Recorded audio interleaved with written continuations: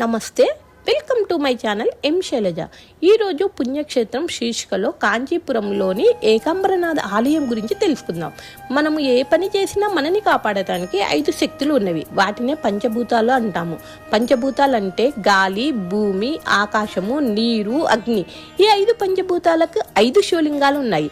5 ఆలయాలు కూడా ఉన్నాయి. ఏకాంబరనాథ ఆలయం పృథ్వీలింగం, శ్రీకాళహస్తిలోది వాయులింగం, చిదంబరంలోది ఆకాశలింగం, అరుణాచలము అగ్నిలింగం మరియు జంబుకేశ్వరంలో జలలింగం కలదు. ఈరోజు పృథ్వీలింగమైన ఏకాంబరనాథ్ ఆలయం గురించి తెలియజేస్తున్నాం. ఈ గుడి రాజగోపురం 192 అడుగుల ఎత్తులో ఉంటుంది. భారతదేశంలోనే ఎత్తైన రాజగోపురాలలో ఒకటి. దీన్ని శ్రీకృష్ణదేవరాయలు నిర్మించినారు. ఈ లింగాన్ని పార్వతీదేవి స్వయంగా తయారు చేసి పూజలు చేసింది. ఇక్కడ 3500 సంవత్సరముల నాటి మామిడి చెట్టును కూడా చూడవచ్చు. ఈ ఆలయంలో 1008 శివలింగాలు ప్రతిష్ఠించినారు. ఇంకో ప్రత్యేకత ఏమిటి అంటే ఒక శివలింగంలోనే 1008 లింగాలు చెక్కి ఉంటాయి. దాన్ని సహస్ర శివలింగం అంటాము. ఈ దేవాలయం 25 ఎకరాలలో ఉంటుంది. కాంచీపురంలోనే చాలా పెద్ద ఆలయం. ఇక్కడ 3500 సంవత్సరముల నాటి మామిడి చెట్టుని చూడవచ్చు.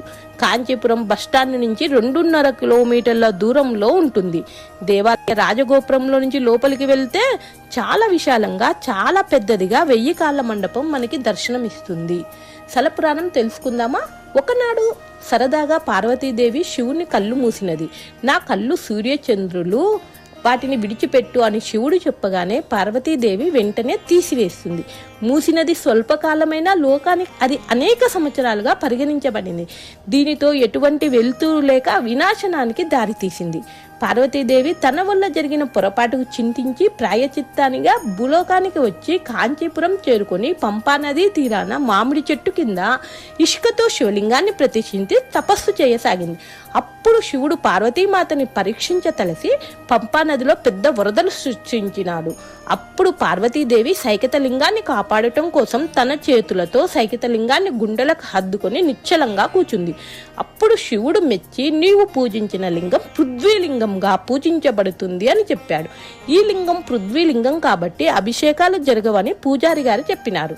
ఈ ఆలయం సుమారు 3000 సంవత్సరముల నాటి పూర్వముది. 4 వైపులా 4 రాజగోపురాలు ఉన్నవి. మొదటిగా పల్లవరాజులు ఈ ఆలయాన్ని నిర్మించినారు. 9వ శతాబ్దంలో చోళరాజులు నిర్మించినారు. తర్వాత కాలంలో విజయనగర రాజులు పెద్దదిగా విస్తరించినారు.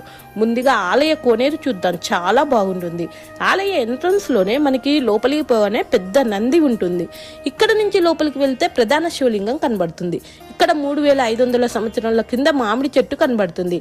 అమ్మవారు ఈ చెట్టు కిందనే కూర్చొని తపస్సు చేసింది అని ప్రత్యేక. ఈ చెట్టుకు ఒక ప్రత్యేకత కూడా ఉందండి. ఈ చెట్టులో 4 కొమ్మలకి 4 రకాల మామిడి పళ్ళు కాసేవట. సంతానం లేని వారు ఈ పళ్ళను తింటే సంతానం కలిగేదట.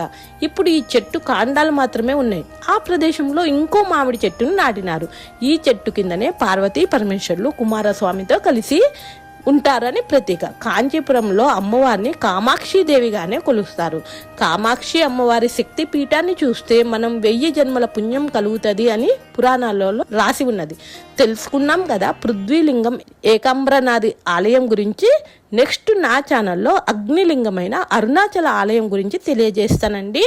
నా ఛానల్ అందరూ సబ్స్క్రైబ్ చేయండి, లైక్ చేయండి, షేర్ చేయండి, కామెంట్ చేయటం మాత్రం అస్సలు మర్చిపోకండి. ఇట్లు మీ మా Shailaja Masetti. Thank you for watching. Bye, see you.